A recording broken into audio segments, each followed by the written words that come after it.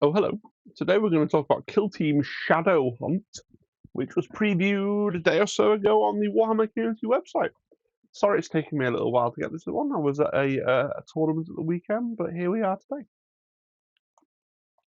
So, what are we talking about? Well, if you've been following all the news, all the videos on this channel or other places around the web, you will have seen that over the last couple of weeks, there have been various leaks about relating to this next box, which we now know is called Kill Team Shadowhunt. But these are the leaks that we've had for a while, involving the Sisters of Battle Celestians and the Chaos Space Marine Raptors. Now, we've had all kinds of photos, kind of sourced from the internet, coming from Reddit and other places, showing us blurry pictures and Spanish language rules material.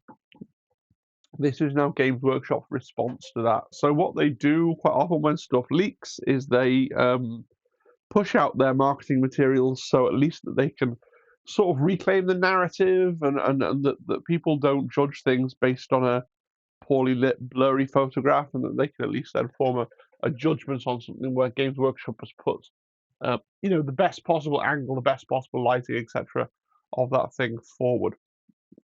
Now, as part of the article they posted, they wrote, "This box set won't be coming for a while yet. There's more coming for Kill Team in the interim, which is yet to be revealed. And we'll have a look at the new Kill Teams when we get closer to its intended," and intended is italicized, reveal date. And then we've got this this image, which is, there are a few ways of interpreting this. So just to fill you in, there is a separate article that I've not gone into in this presentation that's talking about the plastic Catan that was revealed as part of the same blurry leaks, and that referred to the Catan being the I think it was the accumulation of the narrative started in Kill Team Tomb World. So there's verbiage there that implies Shadowhunt's going to be the last box, but the way this graphic is laid out leads us to believe that there's only going to be one box between Tomb World and Shadowhunt. So there's a few things. Either it's going to go Tomb World, and then there's going to be two more Kill Team boxes, and then Shadowhunt is the final box, or it's going to be Tomb World, one more box, Shadowhunt, and then a fourth box. Or we're only getting 3 boxes this season, and it's going to be Tomb World, another box, and then Shadowhunt, and then that's your lot, and they'll be spread out a bit differently over the course of the year. One of those things is probably true, but it's a bit unclear, isn't it? Because this graphic would certainly lead us to believe that it's just one, and then the question mark, and the next one, and then yeah. So depending on what you think is the most likely outcome, but either way, it is going to be the third or the fourth box of 3 or 4 boxes.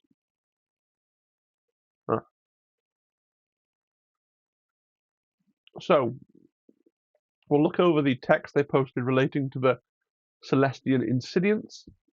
Celestian Incidience outfitted with some of the finest anti-psycho war gear available for the Adeptus Sororitas, including Condemner bolt pistols that fire anointed silver stakes and heavy maces fitted with null field generators.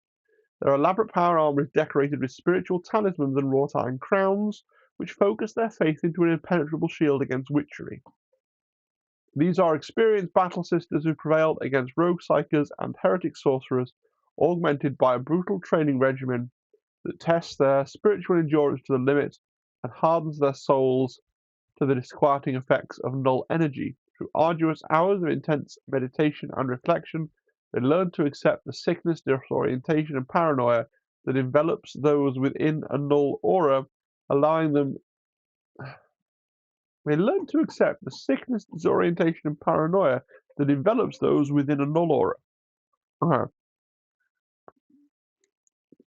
allowing them to wield these powerful forces against sorcerous foes. So when we went through the leaks, I basically said, "Oh, it looks like these are going to be an anti-psyker crew." So that's true. That's accurate. And just to reiterate what I said in that other video, really, the big psychic team, the Thousand Sons, is leaving competitive play. Now, obviously, there could be the case that we're getting a new strongly psychic team in the interim in the 1 or 2 as yet unrevealed boxes that are coming between Tomb World and this one. And that could be a replacement Thousand Sons type team. It could be a sort of big Chaos Cult. It could be a Grey Knights team. Narratively, that doesn't make sense, but mechanically, it would make sense. But like I said in the previous video, it's a really weird design space because Games Workshop has done this kind of thing before with 40k and with other bits and pieces where if you have something that has a specialized foe, whether it's these guys versus Psychers, or like if you gave Deathwatch special rules against aliens, or Tyrannic War Veterans with rules against Tyranids, or whatever it might be, Catachan Orc Hunters with rules versus Orcs, right? Either they're sort of balanced correctly for when they're fighting against their specialist thing, so they are underpowered when they're going into, just some Ultramarines, or they're balanced against the majority, in which case when they fight their specialist foe, they just kind of slaughter them. And it's no fun, right, it's no fun for the player with the heavily psychic team who comes up against the Celestians and then just loses. So what I suspect, my guess, there are Psychers around, right? So for example, the leader in a Night Lord's team is psychic. The sorcerer in the Plague Marines team is psychic. The magus in the Genestealer team is psychic. So what I expect is that there will be no wholly psychic team that would just get slaughtered by these sisters, and they'll just be balanced. And against teams that don't have a psyker, they won't get to use some of their cooler special rules, and against other teams, they'll get to use some interesting special rules, but only against that one model. And that'll be trying where they carve out their role for them. It's interesting. I think they've probably seeded and dotted enough Psychers around the game through other teams, like one here, one there, to make that worthwhile, but I'm not sure. We'll see. We got some nice high-res pictures of the miniatures. 1, 2, 3, 4, 5, 6, 7, 8, 9, 10 of them. We know from the leaks that it's actually 9 models in the kill team. We can be pretty sure that the Superior has a weapon option, so the Superior can have a crossbow as well. But I'm pretty sure this is what you're going to be able to build from your box, right? So 2 warriors, 2 cremators. I'm sure you can build 9 warriors or 9 cremators and a sergeant, right? I'm sure that's what you can do. You've got the Superior, Reliquus, the Mortis Sanctus with the 2-handed sword there, the Denuncia, who's very much got the Vox kit, right? We talked about this last time. She's got the same stave as the Dialogus and the same stave as the trainee Dialogus from the Novitiates team. We've got the Abjura there. It's nice to have the English names now. We've got the Abjura there with the really nice shield. Of course, when you painted it, it won't look that nice because that is a impeccable paint job on that shield, okay? And then we've got the sensor, which doesn't, even at high res, it doesn't look much like a sensor to me, but there we go. And again, we talked about these last time. I think if I remember rightly, I haven't got the leaked rules in front of me, you will essentially always take 1, 2, 3, 4, 5, 6 of the warriors, right? And then you've got 3 gaps left to fill up with warriors and cremators. So you take the 6 specialists, and you'll have 3 gaps to fill up with warriors and cremators. As I remember, you can have 0 to 2 cremators. So wait till you see the rules. Whether it will always be the case that you want to have 0 to have those 2 cremators and 1 warrior, and then that's fine. Or if you could flex to 2 warriors and a cremator. If you ever want the ability to flex to 3 warriors, or if any of the specialists aren't worth taking for whatever reason, that's the time you need an extra box. As a Sisters collector, I really like these miniatures. I think they're amazing. I know that some people are going to say, oh, these look really boring because they just look like more Sisters. Mate, all I would say to you is that's how I feel when there's a Space Marine release and they just look like some more Space Marines, right? Everybody's got, in 40k, everybody's got their armies that like are their thing, and like it's like whenever anything releases for the Imperial Guard, my wife just goes, oh, it's just more army men, it's boring, right? But to me, someone that likes Sisters of Battle, these are spot on. These look really, really good. I really like them, and it's something that I would really look forward to getting and building and painting. Yeah, I think they look great. I think they look great, just as they are. Studio paint scheme, I'll be copying that to the best of my ability. I think they look fantastic. Really good. And I can't wait to get the rules and get them on the table. It's a shame I'm going to have to wait so long for them, because if you've been following my channel for a while, this is something I've been asking them to do a proper sort of. And when we talk about bespoke kill teams, that's a line we talk about. These a bespoke Sisters kill team where everyone's in power armor. Yeah, it's really cool. Would I prefer it to have a few more ranged things rather than be close combat? Maybe, but this is what we've got. But it looks really good, really, really good. So let's look at the Murderwing. So we got some more mechanical hints, I think, from the Murderwing text. So let's read. From above, swoop the foul agents of Abaddon the Despoiler, the deadly Murderwing, raptors and warp talons who display a particular aptitude for assassination, infiltration, and asymmetric warfare.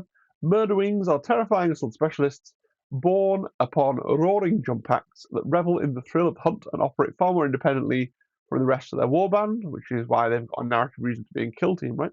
Murdering operatives are experts in high-speed aerial combat and push their jump packs to the limit with a boost, allowing them to strike nearby foes, howl demoralizing shrieks, or even snatch whole operatives off their feet and drag them away while passing overhead.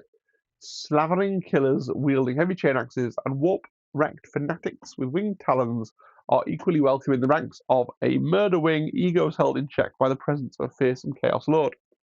So, hints at the mechanics. I think you're going to have a boost mechanic that you can spend to do one of these actions, maybe. I mean, for me, boost, it says they're pushing their jump backs to the limit to allow them to strike nearby foes. Maybe a boost is like, if you imagine you got a jump pack, and maybe usually they're benefiting from some version of the fly rule, and then the boost is like, well, I'm going to, instead of flying, I'm going to like just kind of bomb along the ground. So I'm going to move as normal, but I'm going to get some extra distance, something like that. Like, if you ever played the Space Marine video game, you sort of do that with a jump pack as well as sort of take off with it. So something like that. They also talk about the Shriek debuff. I imagine it'll be a debuff type thing, like an aura that will do something, like maybe some kind of stun or similar. And I'm guessing it'll be a case of how do you want to use you activate your miniature and you have this boost. You can do one of these boost things, and you can use your jump pack. You can use it to fly, or do a shriek, or to move very quickly. That would be my guess, and that sounds pretty interesting. Let's have a look at the high-res pictures of the models now. When I did my last video, we talked about this. If we first look at the Chaos Lord, that is the existing plastic Chaos Lord kit that you can currently buy on gamesworkshop.com. We don't know how many other miniatures we're going to get in the box. It looks to me... Okay, so I've arranged these on the slide in an interesting way.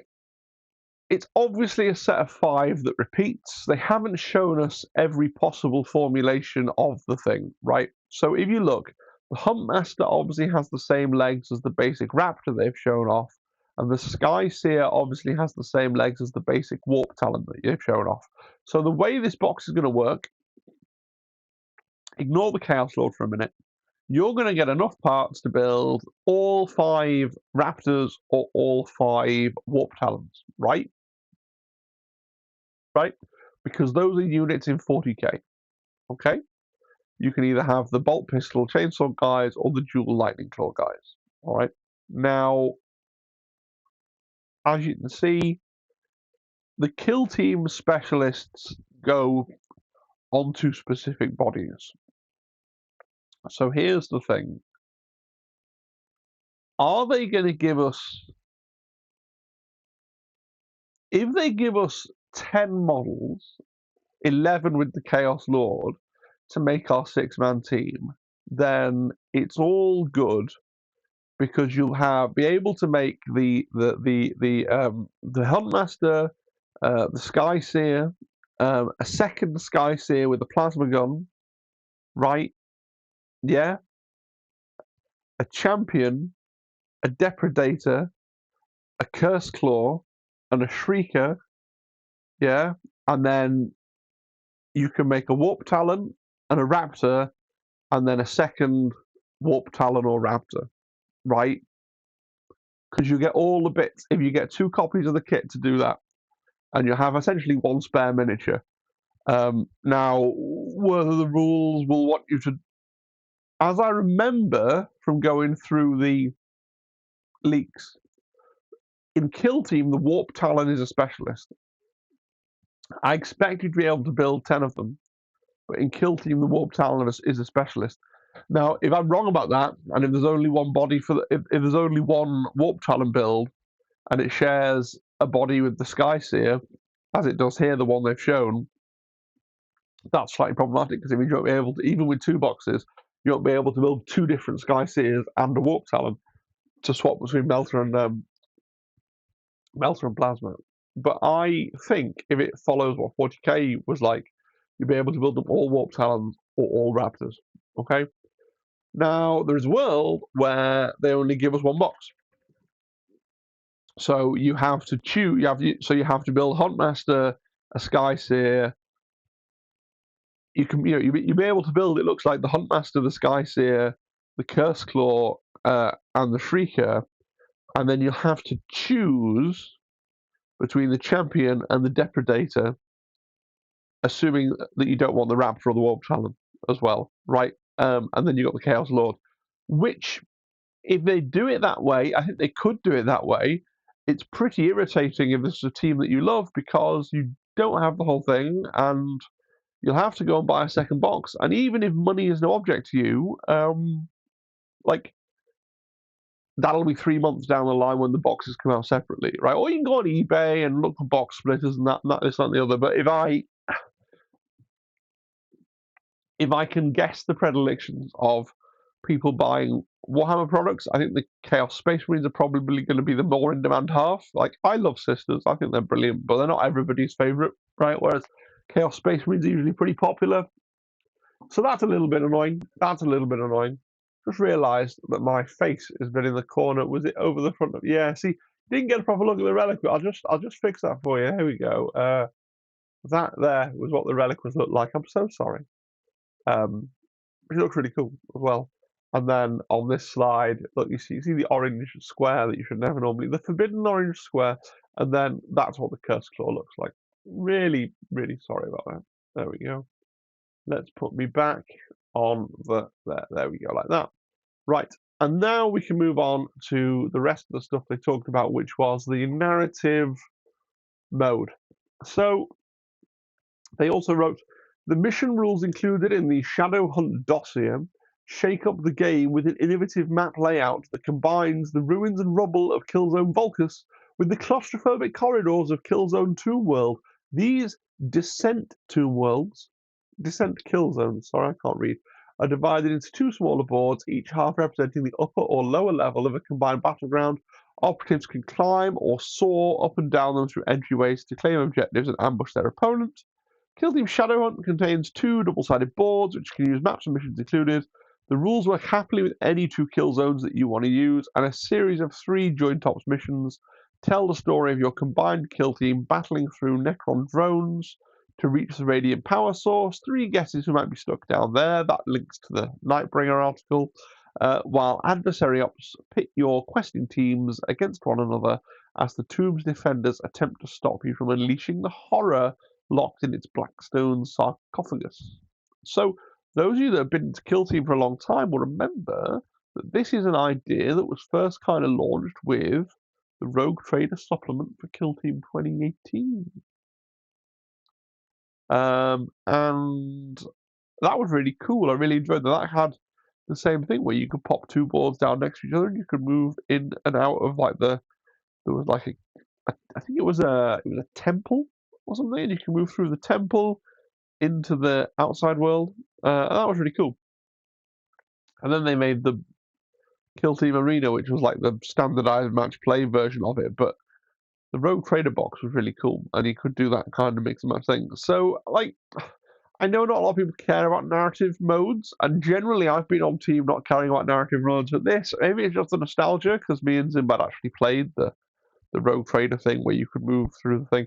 It makes me think, oh, I want to play that. That sounds pretty cool.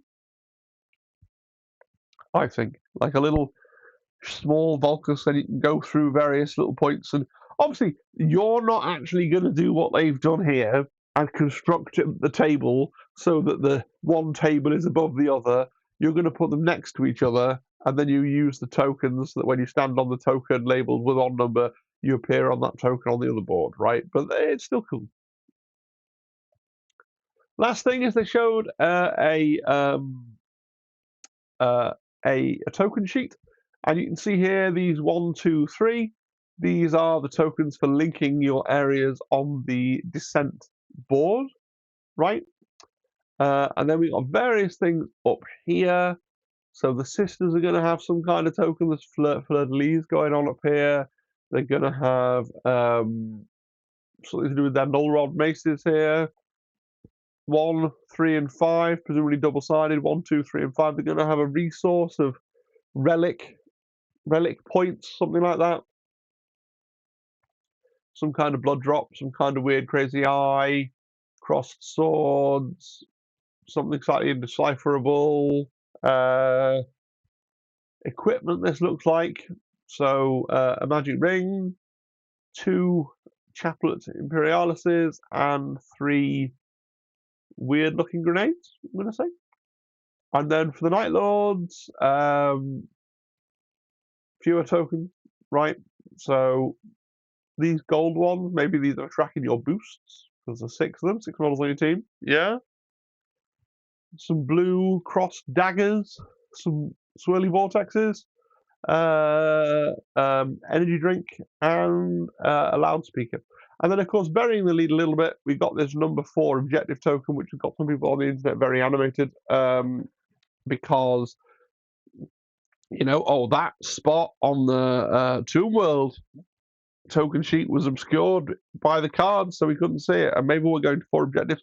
Just right, we've seen the preview for approved ops, and we know that the 3 core primary ops have stayed the same, and then the previewed extra primary ops, the one they showed off, had 3. Both of the ones they showed off had 3 objectives in. It's not beyond the pale that some of those approved ops might flex to 4 objectives, but it's not going to become the norm. I would suggest it's probably more likely that it's going to be for narrative play, right? But we should. I did speculate for a long time that it would be a way of balancing Marines, maybe if there was a 4th objective, so they were a bit more penalised for having so few bodies. But I just don't see how that's compatible with what you've already seen previewed about approved ops, right? So finals. First of all, now that you've seen the glorious high-res pictures, what do you think of the models? I'm even more zazzed for the sisters, and I'm slightly annoyed by the Night Lord. They're not Night Lords necessarily. By the Raptors, just because of course, Games Workshop's going to share legs, but my feeling is when you're making really cool scenic bases and then they repeat, it looks weird. Do you know what I mean? If you're going to have kits that share legs like this, and yet people are going to want to run a champion and a Depredator in the same thing, and they're both standing on an exact same piece of flipping masonry, it just looks weird. Games Workshop having kits like this where you only have 5 different kinds of legs is not new, but it's just the combination of that with them having very kind of specific, obvious bases is it just draws the eye. Same with the Raptor and the Huntmaster, but that one is avoidable at least because you don't necessarily need to build that particular Raptor, but the Champion and the Predator, you're probably going to see a lot of those on the table at the same time. I would have thought. There you go. I'm looking forward to the sisters, though. I think they look really great, and that's probably just my preferences, but that's fine. It's my channel, I can have preferences. What's your view on this stuff leaking early? Right, I'm really in favour of it. I want to know what's coming, and I want to get excited for it. I want to look forward to it. I've always said that I think Games Workshop should be more upfront, right? Like AMG is, and they show us things, so I know. Like we've seen official high-res images of models that are coming out in like Q2 2026. I don't think that's a problem. So I'm glad that Games Workshop is forced to show us all this stuff. I think that's great. But some people, and maybe I need to be educated on it. Some people they refer to it as spoilers, it's been ruined. And it's like it's not. No one's told you that twist in a film or the end. It's not a TV show or film. It's not a narrative experience. It's a product that you might like to buy. I want to know about them as soon as possible, and I would appreciate them like telling me, and you can expect this to come out in Q2 2026 or Q3 or whenever it will be. Like to communicate with your customers like they're adults that are capable of like. I always think it's a bit sinister. I genuinely think it's a bit sinister of Games Workshop, where they're because not all miniatures companies do this. Their marketing is very based on you having a short attention span. So it's like, look at this thing, you can buy this thing, go and buy it. And then it's like, okay, good, you bought that, don't even build it. Look at this thing, you can go and think, go and buy it. Look at this thing, go and think. So I personally, look, and I'm not. I appreciate it for the real humans that work at Games Workshop that have had to like pull extra shifts to get all this photography done and rushed out, and it's messed up with their internal schedule, and they've had a shit day at work. Like, I empathise with that side of things. I'm not really like picking on the individual people that work at Games Workshop, but Games Workshop PLC, the culprit person of James Workshop, if you will, should just tell us stuff and when it's coming out, when they know. In my opinion, that would be an adult way of communicating with your customers. But yeah. If you are someone, and because I have heard it expressed from ordinary people, they can't all be Games Workshop plans, that this is bad. If you want to explain that to me in the comments, maybe you can change my mind. I don't know. Anyway, do subscribe, leave a comment, like, etc. Consider joining the Discord. A big thank you to all of my channel members who financially support me every single month, and especially a big thank you to Alex McKelney, who is subscribed at that top tier and provides a substantial financial contribution every single month. All right, guys, I should be streaming tomorrow. Apologies I missed last week due to the heat wave, but it's nice and cool now, so expect that tomorrow. I'll see you then. Cheery, cheery, cheery. Bye, bye, bye, bye, bye, bye, bye, bye, bye, bye, bye, bye.